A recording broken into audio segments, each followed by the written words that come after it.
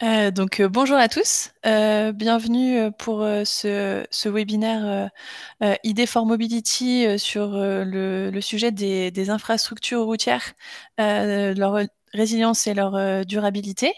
Pour ceux qui connaîtraient pas le pôle ID for Mobility, on est le pôle de compétitivité du Grand Ouest sur les sujets de mobilité terrestre au sens large.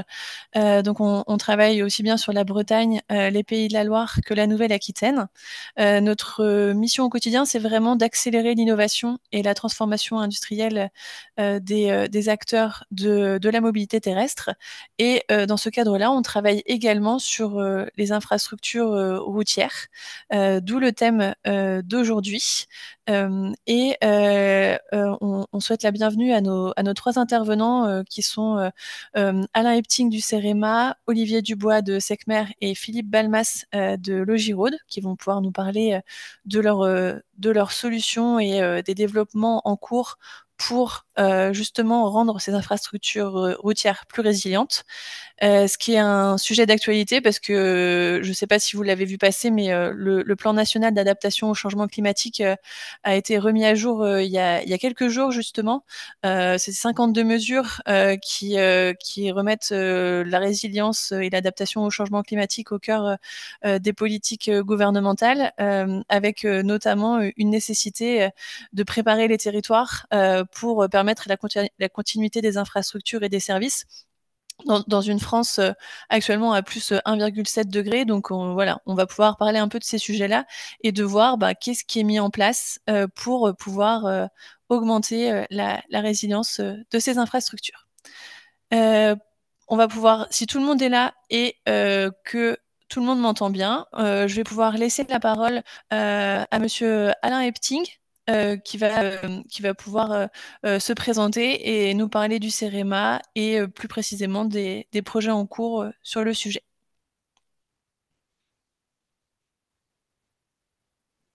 Bonjour à tous. Alors, sélectionnez le bon écran. Vous devriez avoir du coup, je pense, la présentation, si tout va bien.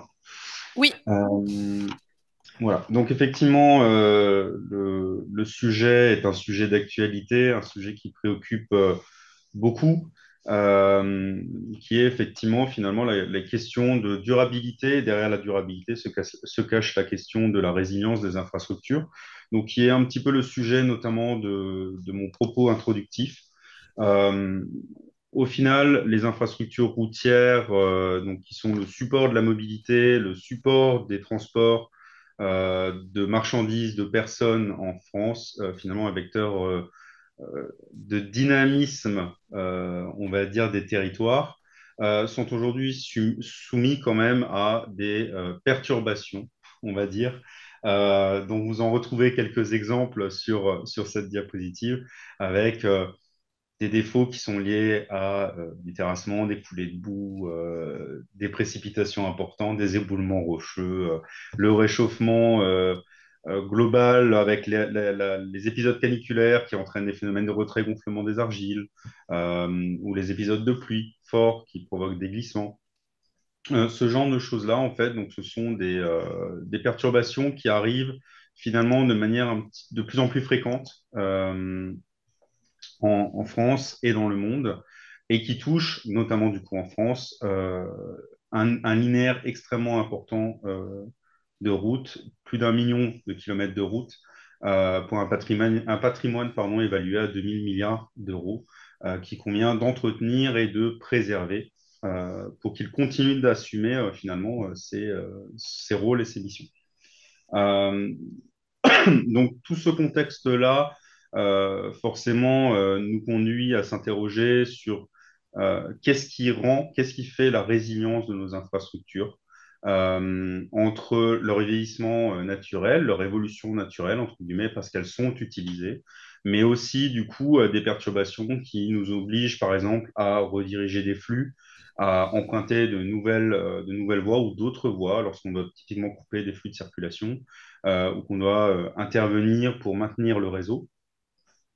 La hausse du coût des matières premières, notamment des opérations de réparation, de maintenance d'un patrimoine vieillissant, sont autant de causes qui nous obligent finalement à nous poser les bonnes questions. Se poser les bonnes questions, finalement, c'est dire, bah, finalement, nos infrastructures sont soumises à quel type de perturbations et qu'est-ce qu'on peut faire pour se prémunir contre ces perturbations. À la fois en anticipation, donc qu'est-ce qu'on peut mettre en place déjà dès le début pour éviter que le problème ne soit en fait un problème, mais qu'est-ce qu'on peut aussi faire pour y pallier, de manière à pouvoir justement, lorsqu'un problème survient, apporter des actions correctives pour retrouver un service normal, retrouver en fait un fonctionnement normal de ces infrastructures pour que le service qu'elles rendent soit à nouveau, comment dire, opérationnel. Donc c'est cette approche-là un petit peu qui nous motive aujourd'hui à deux choses. Mieux connaître notre territoire, mieux connaître nos infrastructures et finalement le patrimoine qu'elles représentent, mais aussi finalement adopter des approches proactives de comment est-ce qu'on va les entretenir. Donc le premier élément sur lequel je comptais revenir essentiellement, c'est le fait que voilà, une politique d'entretien, vous avez probablement déjà vu ce graphe-là, il est issu notamment ici d'une publication de l'INRIM, mais il tente à montrer que plus on laisse un patrimoine se dégrader ou évoluer, j'ai envie de dire naturellement, et plus le coût de remise en état va être important. Et là, c'est un petit peu le parallèle que je souhaitais faire. C'est à la fois le cas d'un point de vue financier et budgétaire, mais aussi d'un point de vue émission de gaz à effet de serre. Entretenir son patrimoine régulièrement, c'est aussi limiter son impact environnemental, ce qui s'inscrit tout à fait dans le cadre de cette adaptation au changement climatique, à l'évolution climatique et à la résilience des infrastructures. C'est aussi mieux entretenir son patrimoine, mettre l'argent au bon endroit au bon moment. Et donc, à cette fin, notamment, donc, le CEREMA et l'INRIA se sont lancés depuis environ 4, pas tout à fait 4 ans, 3 ans et demi, euh, dans ce qui est, pour l'INRIA, ce qu'ils appellent un défi. C'est-à-dire que c'est une opération un petit peu flash sur 4 années, 3, 4 années, où des équipes de l'INRIA s'associent à des partenaires euh, pour lever des verrous scientifiques dans la réalisation d'un objectif. Et en l'occurrence, donc avec le CEREMA, donc on s'est lancé, le CEREMA et l'INRIA se sont lancés en 2021 dans ce type de démarche-là pour développer un jumeau numérique des infrastructures, pour lever les verrous sur les jumeaux numériques des infrastructures, de manière à justement être capable de pouvoir apprécier à la fois des politiques qui sont impliquées à ces patrimoines, mais aussi les bénéfices qui peuvent être tirés de ces politiques, de l'application de ces politiques. Donc ce défi s'appelle projet Road AI. Pourquoi AI? Tout simplement parce que donc, forcément, on utilise un petit peu le terme à la mode qui est l'intelligence artificielle, puisqu'en fait, elle apparaît dans différents axes de travail qui vous sont proposés ici, que je vais décrire très sommairement. Je ne vais pas m'apesantir dessus, ce n'est pas l'intérêt ici. Euh, L'axe numéro un, c'est essentiellement capter la donnée, savoir quelle donnée capter, comment acquérir de l'information sur notre patrimoine. Le deuxième, c'est de savoir finalement modéliser le patrimoine, c'est-à-dire à partir de toutes les informations qu'on a acquises, en constituer ce qu'on va appeler du coup une maquette numérique. En fait, c'est une espèce de double numérique de notre infrastructure euh, qui est du coup informée à partir des relevés qui ont été réalisés. Et l'axe numéro 3, finalement, c'est comment cette maquette numérique se comporte. Donc, rajouter des lois de comportement et des lois d'évolution à ces maquettes-là pour en faire réellement du coup un jumeau numérique. C'est-à-dire une maquette qui puisse évoluer et sur lesquelles on puisse simuler des impacts. Que ce soit des perturbations, comme j'en ai parlé lors de l'introduction, euh, sur des événements qui surviennent, ou aussi simuler typiquement des politiques d'entretien, des politiques de mobilité, des changements d'usage. Donc pour faire cela, donc il y a forcément des travaux qui ont été enclenchés depuis 2021, qui sont plutôt un volet recherche, donc un volet je lève les verrous, Et en parallèle, le CEREMA a lancé notamment l'année dernière, en septembre 2024, on en arrive à la phase de la toute fin de la sélection des candidatures, un appel à partenaires sur le sujet jumeaux numériques des infrastructures avec un matériel que l'on appelle en interne du coup le CEREMAP 3D, qui est un lidar dynamique qui permet en fait de relever du coup l'environnement de la chaussée de manière à effectivement inventorier et mieux connaître le territoire. À cette fin, donc voilà, une petite illustration d'un nuage de points qui peut être acquis avec ce type de matériel-là. Alors, c'est du mobile mapping dans le sens où on a le matériel sur un véhicule qui permet de relever finalement une maquette, un jumeau digital de l'infrastructure. Et voilà, de se balader comme ça dans le nuage de points. Alors, c'est une solution qui existe tout à fait. Enfin, les lidars dynamiques sont relativement répandus, hein. On est bien entendu pas les seuls à disposer d'un matériel de ce type-là. Et l'intérêt d'un matériel comme ça, c'est finalement, comme vous pouvez le voir, d'inventorier les différents éléments du patrimoine, de les reconstituer, de les modéliser. Vous avez typiquement un exemple de caractérisation et de classification des différents objets que l'on peut retrouver donc dans la partie droite de la diapositive, où on caractérise finalement ce qui est le terrain, ce qui est un équipement, ce qui est la chaussée, ce qui est de la dépendance verte, ce qui est voilà, différents éléments du décor, entre guillemets, pour mieux connaître et mieux apprécier le patrimoine. Donc, je pense que la vidéo, elle doit être pas tout à fait terminée. Je vais vous la laisser dérouler, peut-être l'avancer un petit peu, juste pour vous montrer voilà, le niveau de détail que l'on peut avoir. Alors, vous pouvez voir peut-être sur certaines, si vous avez effectivement été attentif aux détails des panneaux, on est capable de lire dans l'image aussi, typiquement, comment dire, les sorties ou les lieux. Et donc, ça reste quand même une solution intéressante, effectivement, de digitalisation de notre patrimoine d'infrastructure. Une fois qu'on a fait ça, notamment, je vais passer, je veux pas que voilà, je ne veux pas qu'elle se relance. Euh, il nous faut en fait caractériser le patrimoine. Et donc pour ça, on a lancé différents travaux. Le premier qui est représenté synthétiquement sur un exemple, ici c'est un exemple d'un essai de carottage. On vient labelliser automatiquement en fait différentes informations pour alimenter les bases de données. Ça, c'est des choses en fait que l'on peut faire ensuite de manière automatique à partir de différents documents, différents textes, différentes photos, prises de vue, etc. On peut en fait faire euh, entre guillemets, de l'augmentation sémantique sur ces informations-là. Et surtout, en fait, ça nous permet de retisser les liens entre les termes. C'est ce qu'on va appeler de faire de l'ontologie du domaine, c'est-à-dire raccrocher les termes qui vont ensemble de manière à ce qu'une intelligence artificielle générative, en fait, soit capable de comprendre les liens qui vont entre les termes et de parler, entre guillemets, pas seulement enfin, pas comme un néophyte, mais plutôt comme quelqu'un qui est spécialiste ou expert de son domaine parce qu'il comprend les relations et les termes qui vont ensemble. Le deuxième élément, c'est un élément qui est au centre ici, qui est plutôt sur le suivi dans le temps. Donc, entre deux scans successifs réalisés avec un appareil de ce type-là, on est capable de détecter les changements et les différences. Dans notamment l'évolution ici, c'est un glissement de terrain où on évalue justement la part qui a glissé, de combien elle a glissé, est-elle stable ou pas stable, est-ce que ce glissement est terminé ou pas terminé.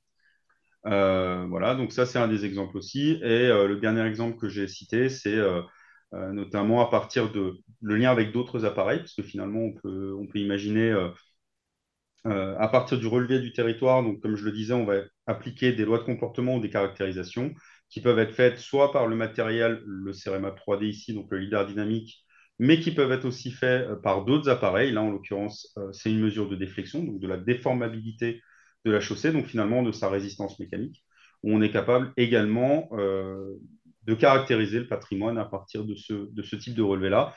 Et ça fait le lien en fait avec finalement de la fusion de données. On va être obligé de fusionner des données qui proviennent de matériels différents ou de relevés différents ou de sources tout simplement différentes. Et donc j'en arrive sur ma dernière slide qui est comment est-ce qu'on va utiliser finalement cette information-là parce on est très content d'avoir de l'information, de l'information de qualité aussi, parce qu'il faut maîtriser aussi la qualité de l'information. Mais comment est-ce qu'on cherche finalement à l'utiliser? En fait, c'est comment est-ce que je peux prédire comment mon patrimoine va évoluer? Comment je peux simuler les évolutions de mon patrimoine et ensuite, du coup, appliquer des mesures correctives sans avoir à attendre d'être le témoin de ces évolutions. En gros, comment j'anticipe sur le futur. Donc ça se fait notamment à partir de la détermination de lois d'évolution ou de lois de comportement que l'on rajoute du coup à la maquette numérique pour en faire un réel jumeau numérique. Et j'insiste sur le fait qu'effectivement, ces éléments sont entre guillemets indissociables si on souhaite s'orienter vers ce type de procédé-là, qui, de par les perspectives en termes de simulation d'impact, simulation de politique budgétaire, d'entretien, etc., mais simulation aussi des impacts environnementaux, nous permet de faire des décisions, de prendre des décisions informées et objectivées, plutôt que de prendre des décisions en attendant d'en voir les conséquences. Voilà. Ceci conclura du coup ma présentation et du coup, si vous avez des questions, je suis à votre écoute. Merci Alain. Pour les questions, du coup, vous pouvez les saisir dans l'onglet questions-réponses et on les prendra en fin de webinaire. Merci beaucoup pour cette présentation très complète et très claire. On va rester dans le sujet du numérique et je vais donner la parole à Philippe de Logirode qui va pouvoir prendre la suite. Ouais. Oui, merci, bonjour. Euh, Est-ce que vous voyez mon écran? Oui. Euh, ben, merci à Alain pour son introduction, quelque part, puisque on arrive un peu comme une suite logique dans l'exploitation derrière de ces fameuses lois d'évolution, entre autres. Je vous présente rapidement la société Logirode. On est on a été créé en 2012 par Yann Goya et Philippe Lepère, qui étaient des chercheurs au laboratoire des ponts et chaussées. Philippe Lepère ayant depuis 1997 travaillé sur justement des algorithmes de vieillissement des chaussées en lien avec le trafic, notamment la constitution des chaussées, l'âge de la chaussée et tout ce qui peut être environnement qui va avoir un impact. Ces algorithmes-là avaient donc pour but d'aider les collectivités à prédire leur vieillissement, le vieillissement de leur chaussée et donc déclencher des travaux à bon escient. C'est ce que Logirode a mis à disposition à travers différents logiciels, dont la dernière version en mode web, Logirode Center, est l'aboutissement et que je vais vous montrer rapidement après. Je passe rapidement sur la présentation de Logirode. Donc, on travaille avec plusieurs clients à l'international et en France, on est une cinquantaine de talents, comme on dit. Voilà. Le, la, la mission de Logirode, c'est vraiment d'aider donc le gestionnaire, la collectivité, avec bien sûr derrière un impact direct sur les émissions de CO2, puisque si l'on fait des travaux préventifs, sans attendre d'avoir à refaire entièrement la chaussée et ses sous-couches, on va limiter l'émission de CO2 de par les camions de travaux de par la congestion du trafic au moment où on interrompt le trafic sur la route qu'on est en train de refaire et qui génère des déviations, et de par aussi la qualité de la couche de roulement qui impacte l'émission de CO2 des véhicules qui passent dessus, notamment des poids lourds. Notre prestation est la suivante. On part d'une collecte que l'on effectue, nous ou avec des partenaires. Et je vais y venir d'ailleurs après à propos du CEREMAP 3D auquel nous avons participé. Euh, donc la collecte par vidéo en mode standard, vidéo 360. Ensuite, on traite ces vidéos avec des logiciels d'intelligence artificielle pour nous aider à détecter les types de dégradation, les équipements, les panneaux, par exemple, etc. Complété par une vision d'expert Logiraude, je vais y venir après. Une fois qu'on a traité ces données et qu'on a ces inventaires, on peut appliquer ce fameux algorithme de vieillissement préventif, de prédictif et de déclenchement de travaux préventifs afin de rationaliser les interventions, en privilégiant bien sûr toujours le préventif par rapport au curatif. Et enfin, la restitution dans la plateforme. Donc la collecte, ça c'est la version la plus simple.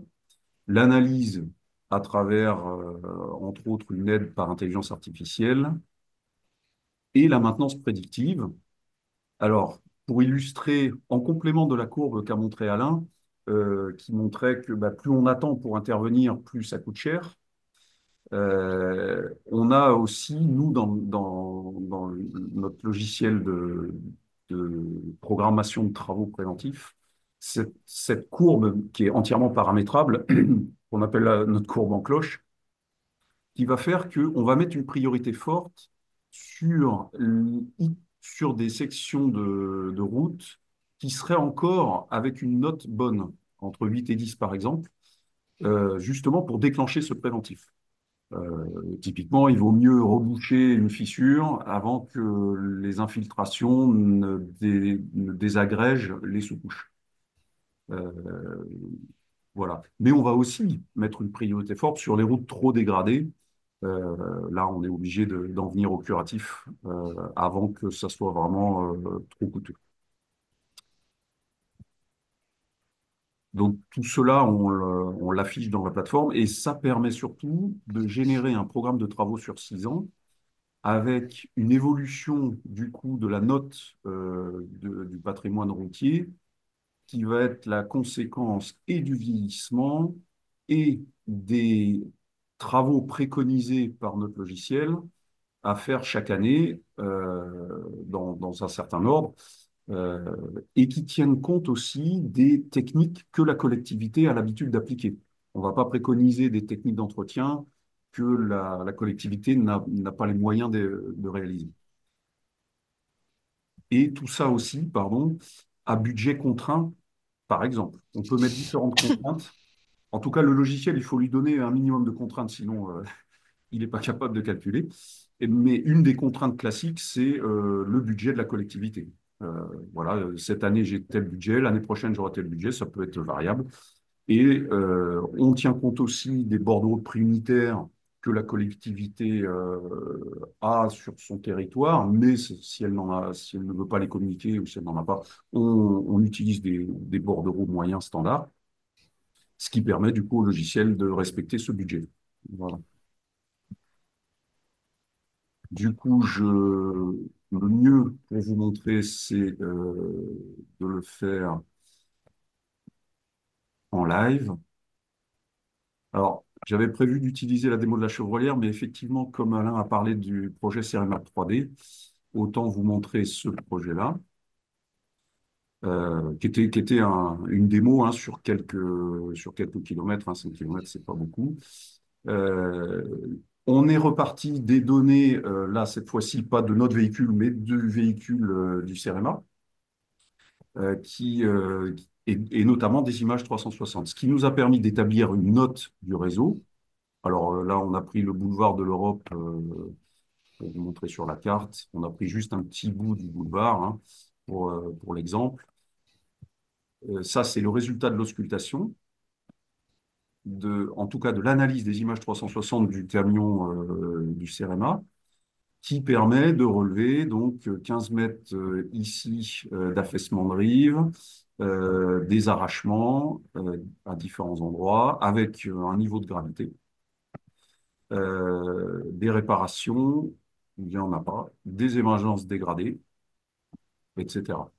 Tout ça permet de calculer cette fameuse note, alors que l'on décompose en note d'usage qui est liée à la sécurité et au confort, et de notes de structure, c'est-à-dire qu'à partir des images, on arrive à estimer que la structure est dégradée. Et je vais vous montrer, par exemple, on voit qu'ici, la structure dans ce rond-point est pas très bonne.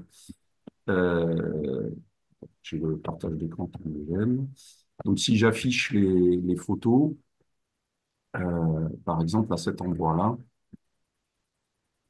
donc les photos 360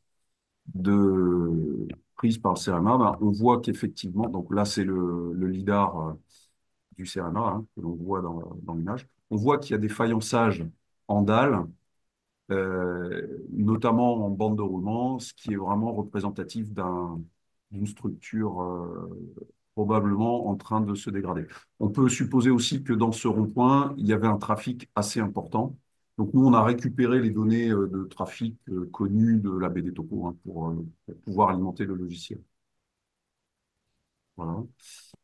À partir de cet état des lieux, vous pouvez constater qu'on a prédit des notes dans le temps, euh, grâce notamment à ces lois d'évolution, euh, et en tenant compte aussi des préconisations de travaux que l'on a faites, qui sont les suivantes, que le logiciel a proposé. Donc, on a du comptage, des purges à différents endroits du réseau. Donc, le gestionnaire qui dispose de cette plateforme a le résultat facilement interprétable de notre proposition. Mais il pourra les modifier aussi si ça ne lui convient pas. Donc, si je retrouve cette section de... Là, du coup, dans cette section, on a préconisé des travaux pleine largeur structurelle. C'est la légende ici en couleur, c'est le rose flashy, parce que c'est ce qui coûte le plus cher et qui impacte le plus. Mais si cette section de travaux est trop courte, par exemple, il dit bah non, moi je ne vais pas faire que 10 mètres. Bon, le logiciel, on lui met certains paramètres d'agrégation, mais parfois il peut proposer des choses qui ne sont pas forcément réalistes sur le terrain. On va faire peut-être le rond-point entier. Eh ben, le gestionnaire peut tout à fait le faire. Donc, ici, voilà sa section de travaux. Donc, il peut très bien dire, non, bah, on va la faire sur... Donc, je stabilote, comme je faisais à l'ancienne sur le plan de ma commune, et je valide.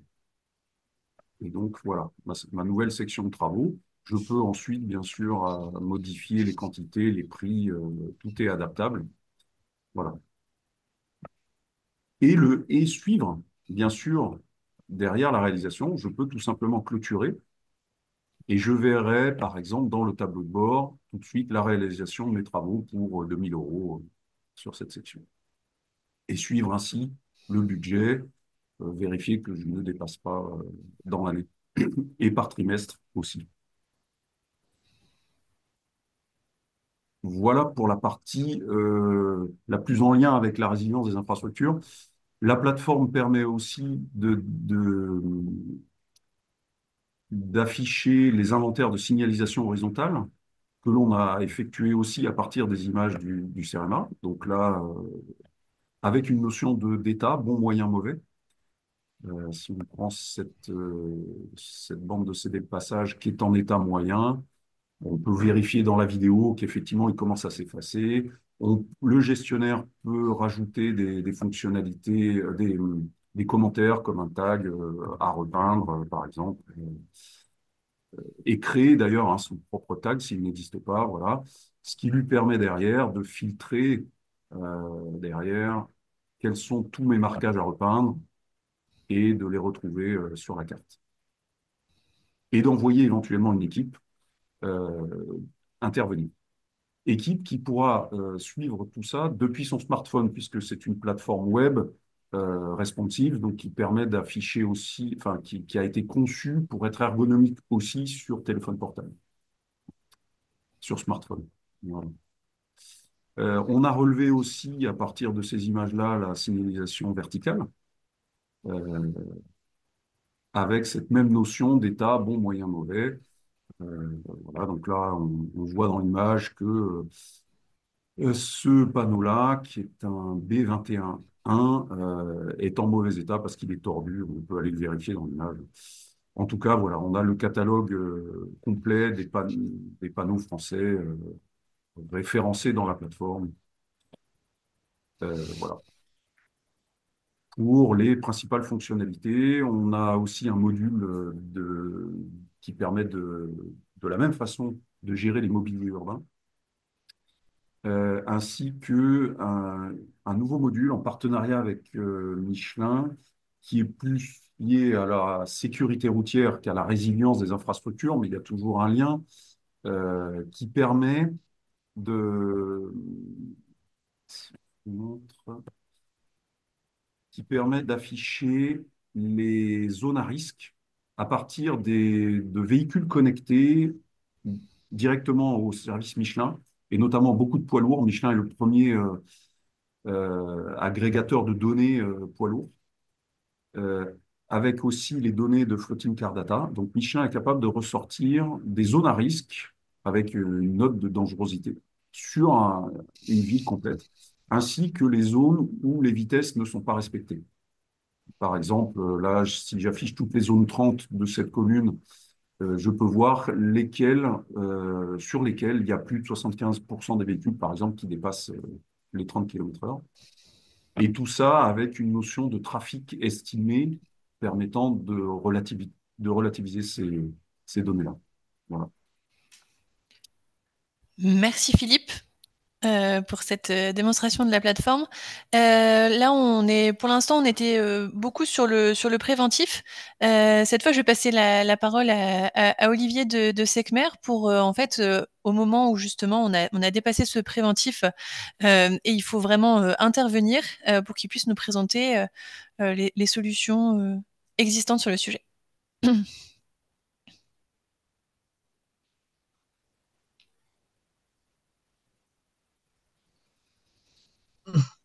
Bonjour à tous, merci de m'accueillir sur le séminaire. Je vais vous faire une présentation en trois parties. Je vais déjà vous présenter un peu qui on est, Secmer, et ensuite on va s'intéresser effectivement à la maintenance préventive et à la maintenance curative quand il est trop tard. Ça va faire le parfait complément avec les deux présentations précédentes. Donc, Secmer, on est une société qui a été fondée en 1981. On fabrique des machines qui vont servir essentiellement à la route. Donc, je vous présenterai plus tard. On a trois gros axes qui sont la construction, la maintenance et la réparation de la route.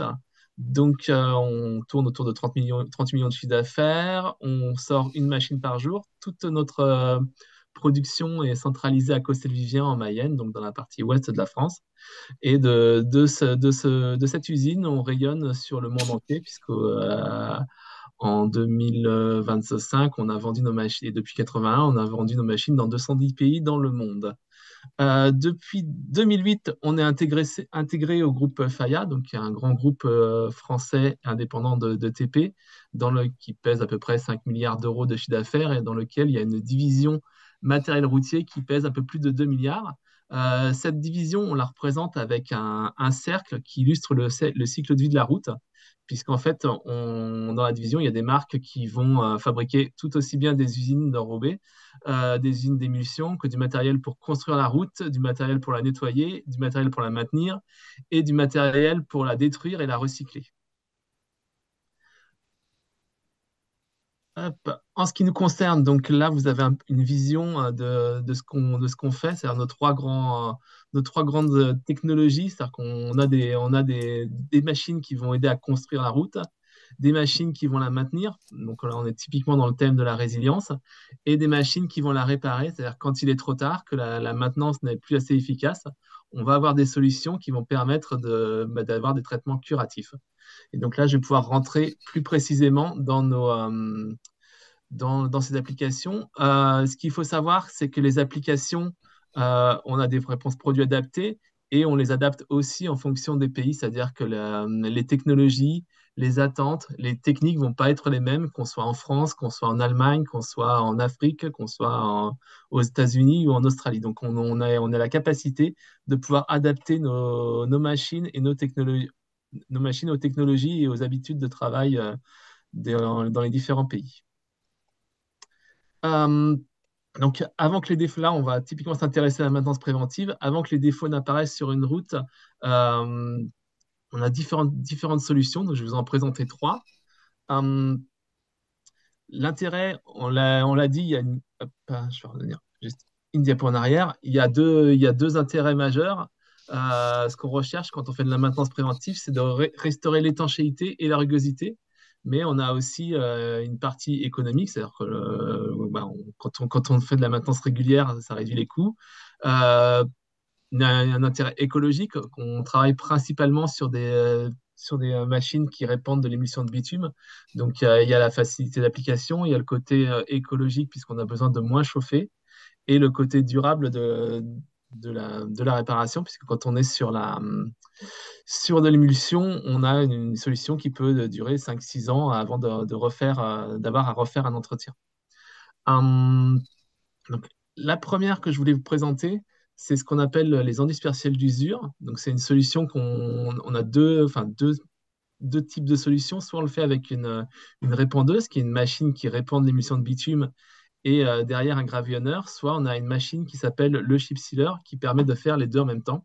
Et on peut travailler soit sur toute la largeur de la route, donc en pleine largeur, soit le faire vraiment sur ce qu'on appelle de l'emploi partiel, et c'est-à-dire faire des patchs sur lesquels on répand de l'émulsion et des gravillons. Donc il y a différentes techniques, différents dosages que l'on peut avoir. Donc ça, c'était la première technique. Hum, la deuxième technique que je voulais vous présenter, c'est ce qu'on appelle les MBCF, c'est pour les matériaux bitumineux coulés à froid. Donc, quand je veux le vulgariser, je parle un peu d'un thermomix géant, c'est-à-dire qu'on a une machine qui fabrique et qui applique un mélange sur place. Donc, tout à l'heure, un intervenant parlait de la réduction du nombre de machines sur chantier, c'est typiquement ça. C'est-à-dire que là, on a une machine qui va avoir une citerne à eau, une citerne d'émulsion, une trémie à agrégat, un réservoir de DOP et une eau à ciment. Le tout va être acheminé vers un malaxeur, va être mélangé, va fabriquer un mélange, une sorte de, en anglais on appelle ça un slurry, donc une sorte de soupe, qui va être ensuite appliquée sur site à l'aide d'un traîneau. Donc, on a une seule machine qui assure ces différentes tâches. On n'a pas besoin de chauffer l'émulsion, c'est-à-dire qu'on l'applique à température ambiante, et c'est la rupture, la réouverture au trafic peut se faire après une demi-heure ou une heure. Donc, pareil, on n'a pas de grosses déviations, et on peut intervenir et rouvrir le trafic rapidement. Donc, quand on combine des deux, on a une technique qu'on appelle le revêtement superficiel combiné, ou le capsule en anglais.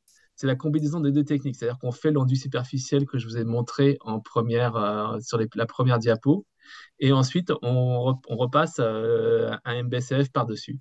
Donc on combine en fait les bénéfices des deux techniques en associant la rugosité et l'étanchéité apportée par le côté enduit superficiel, et l'aspect de surface qui est donné par le MBCF. Donc ça, c'était pour la partie, on va dire, maintenance préventive quand la route n'est pas encore dégradée. Par contre, quand les défauts apparaissent, il existe encore des solutions. Donc, on en a parlé avant dans la présentation sur les différentes techniques. Je vais vous parler du pontage de fissures. Donc, on a des machines qui embarquent en fait différentes technologies, donc, qui permettent à la fois de nettoyer la fissure et ensuite de la traiter. Donc, le nettoyage, il est réalisé à la lance thermique. Ensuite, on remplit la machine en barque du mastic qui est fondu et qui est appliqué avec une lance. Et ensuite, avec le compresseur, on peut sabler le joint pour le protéger. Donc ça, c'est une solution manuelle pour traiter les fissures. Dans le même esprit de maintenance curative, on a développé une solution bah, dans le même esprit de réduire le nombre de machines sur chantier. Là, c'est lié au chip sealer. C'est associé à un chip sealer, donc il y a une machine qui répand simultanément de l'émulsion et des gravillons, qui peut faire les enduits superficiels en maintenance curative.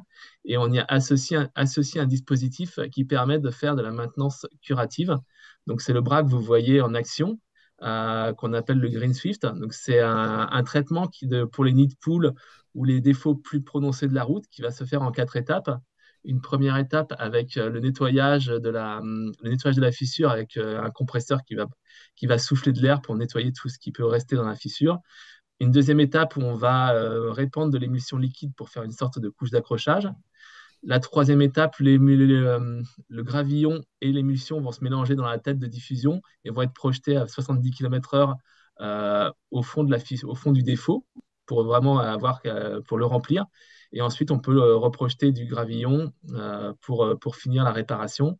Et sur certains de nos chipsealers, on a un train de compactage. Donc, on reste toujours dans cette logique d'avoir une machine le plus polyvalente possible et de réduire le nombre de machines sur chantier pour limiter à la fois le coût et les émissions de CO2 quand on fait nos réparations. Donc, j'ai une conclusion. Quand je présente nos machines et nos solutions, je prends souvent les exemples d'une maison et d'une voiture. On peut décider de ne pas l'entretenir pendant 1 an, 2 ans, 3 ans, 4 ans, 5 ans. Par contre, si on ne l'entretient pas, on sait qu'on va s'exposer le jour où on va avoir des réparations à des réparations beaucoup plus importantes et beaucoup plus coûteuses. Donc, c'est pour ça on travaille vraiment, nous, sur ces deux axes. Le fait d'avoir de pouvoir répondre avec nos machines à des techniques qui permettent de faire à la fois de la maintenance préventive et de la maintenance curative, tout en privilégiant la polyvalence et la limitation des émissions de CO2. Et ça va conclure ma présentation du jour. Merci beaucoup, Olivier. On va maintenant passer à la phase de questions-réponses. Il y avait une première question dans le chat à laquelle Alain a commencé à répondre.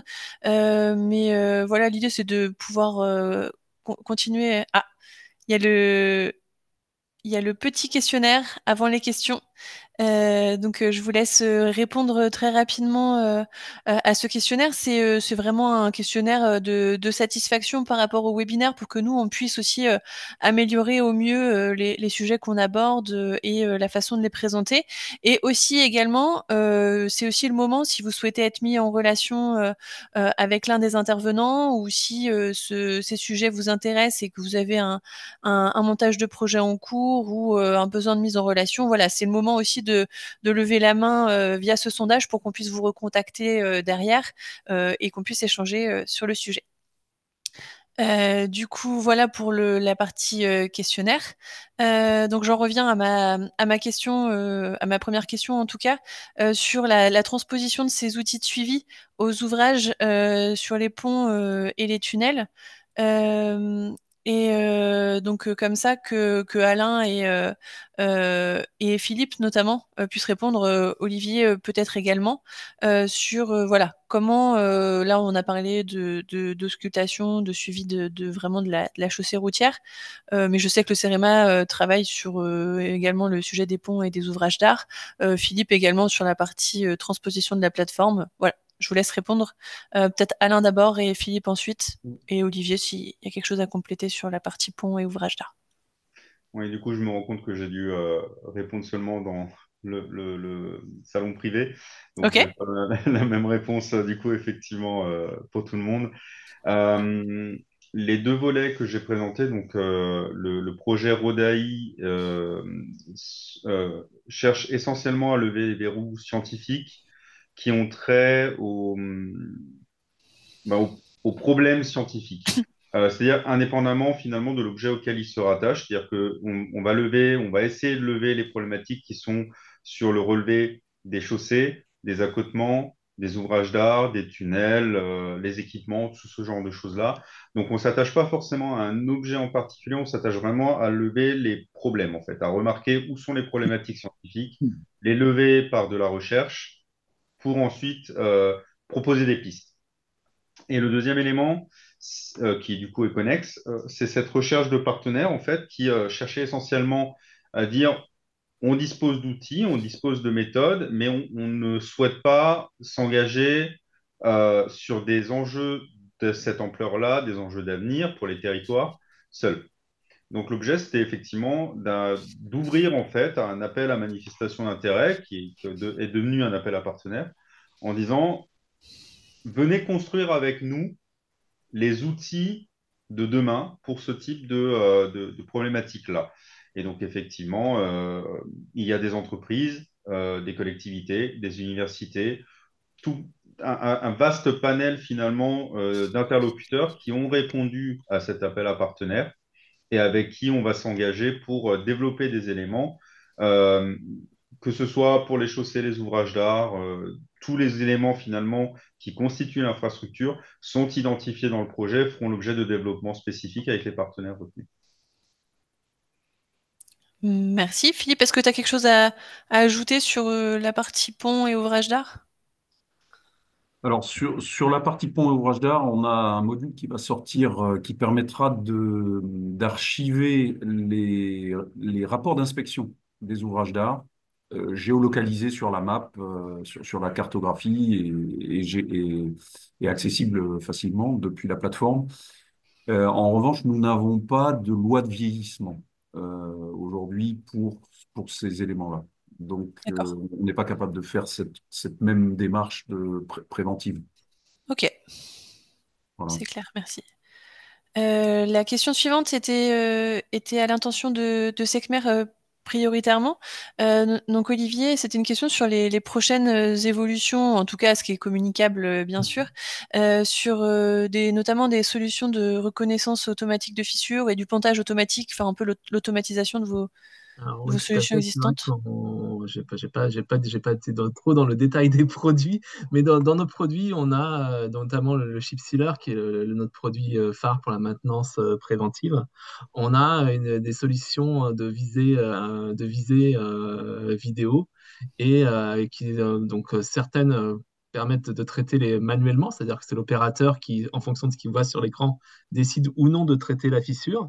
Et on a développé quelque chose, c'est à la mode, mais avec de l'intelligence artificielle.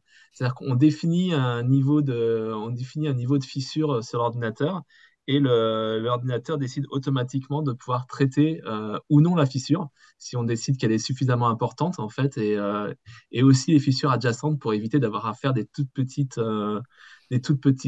traits. Donc c'est un peu comme ce que Philippe présentait sur le rond-point. C'est-à-dire qu'on peut définir une taille minimale de traitement qui va englober plusieurs fissures qui sont proches ou plusieurs défauts qui sont proches. Donc là, l'avantage, c'est que c'est pas on va dire qu'on se détache un peu de la partie humaine du traitement. C'est-à-dire que c'est pas l'œil de l'opérateur qui va dire ça je traite pas. C'est un niveau de défaut qui peut être défini avec le donneur d'ordre, dire bah, je veux avoir tel niveau par rapport à tel budget, et donc on le paramètre dans l'ordinateur de bord, et automatiquement l'opérateur ne fait que conduire, et la machine traite automatiquement les défauts de la route en fonction de la reconnaissance qui est faite par la vidéo. Ok, merci pour cette réponse. Pour reboucler un petit peu avec mon introduction, est-ce qu'il y a des spécificités sur les routes qui sont soumises, on en parlait un petit peu en introduction, mais là vraiment d'un point de vue pragmatique sur le terrain, est-ce que vous avez des chiffres un petit peu à partager sur les voies qui sont soumises aux inondations ou aux températures extrêmes? Enfin, à quel point ça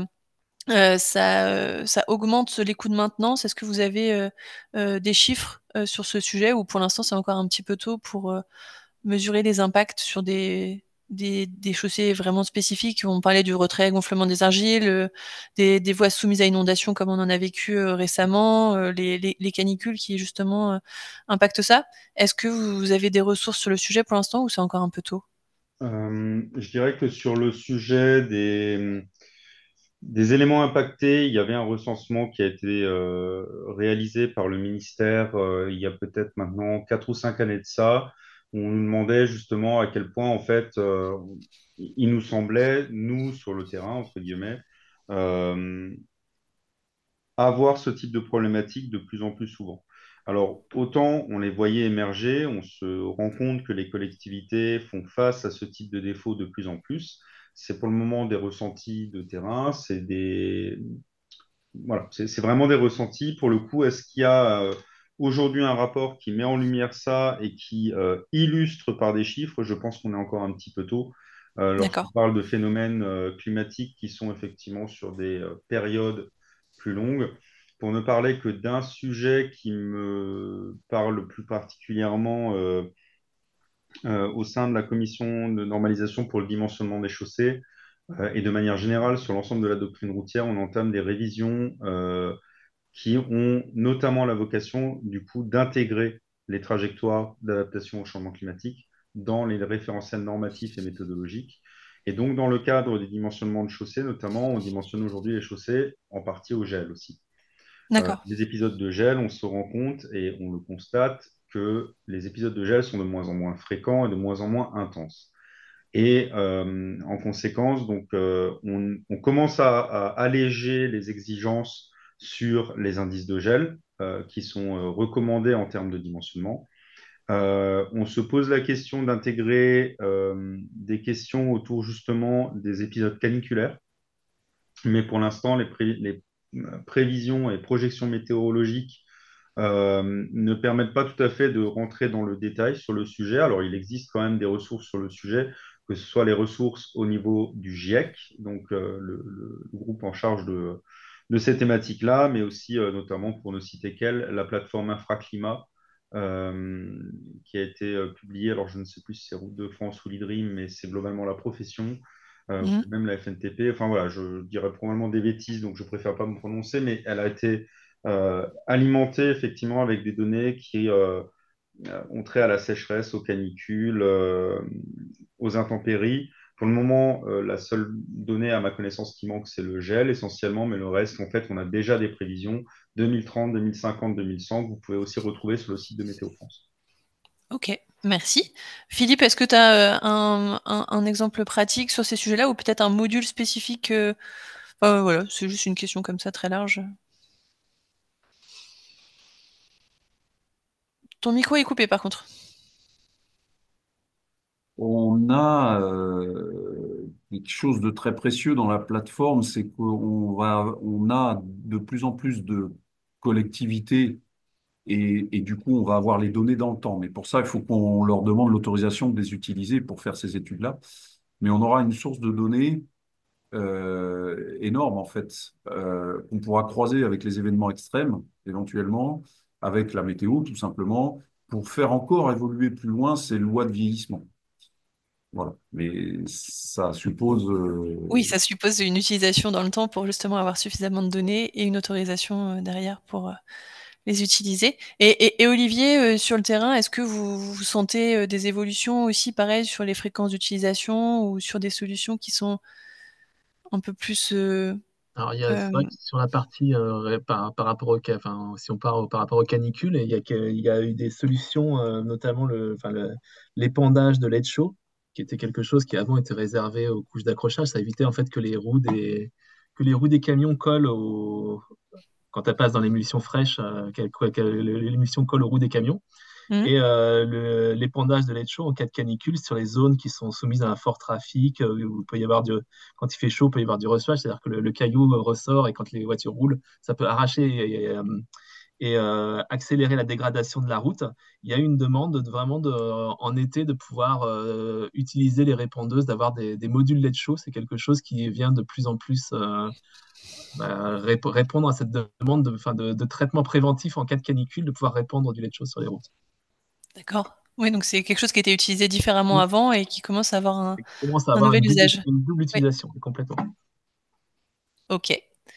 Bon, bah, je vais vous laisser une minute si quelqu'un se décide à poser une dernière question.